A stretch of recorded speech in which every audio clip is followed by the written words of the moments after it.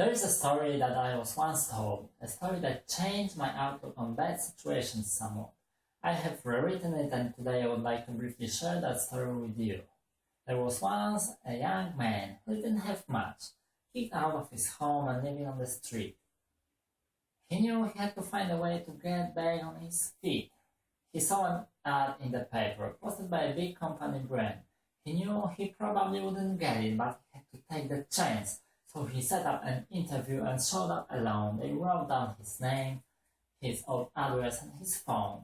He smiled and stood when they thought they were done, but they had one more question, not a difficult one. On the bottom line, write your email address. We'll use it to contact you if we choose you to come back. The young man frowned and laid down his pen. I have no email and I never did. They turned him away. As soon he couldn't learn how to work the equipment in their big company firm, he was no doubt discouraged and down on his luck. When he walked out of the office and back onto his truck, he drove to the park and walked for a while. On the sidewalk he found a bill. $20 in his hand. He had an idea. He bought a basket of fruit at the local market. Then he walked back to the park when he started to sell it. Out of the back of his truck, and he sold all the fruit. He doubled his cash, so he continued. He expanded more and more throughout the years, buying advertisements and hiring workers.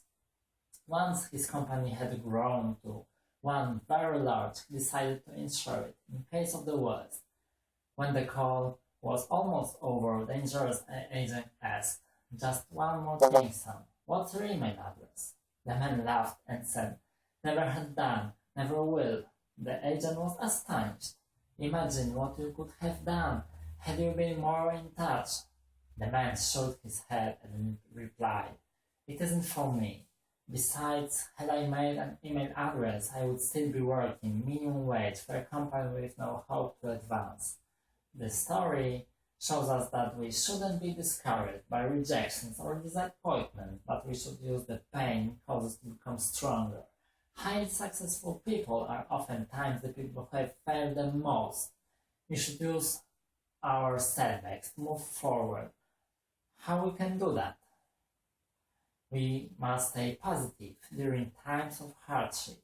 If we allow negative energy to cloud our thoughts, we will be unable to move past the situation. When you make a mistake at work, do you want to move past it and laugh it off? Or do you prefer to dwell it to the rest of the day or the week? I'm sure you would prefer to laugh it off with the people around you and attempt to do better next time. This is an example of responding to a thought situation in a positive manner. We should make an effort to do this in all aspects of business, in all aspects of our life. If we are able to keep a positive attitude, we will be able to move past anything. Another way to turn a failure into a success is to use criticism to your advantage. Sure, there are people in the world that have only one goal, to make you miserable by making you doubt yourself and your work. However, most of the criticism you will receive will be constructive criticism. Constructive criticism can come from anyone, and they offer it because they recognize the advantages of learning from mistakes. And they honestly care enough to want to see you grow and improve.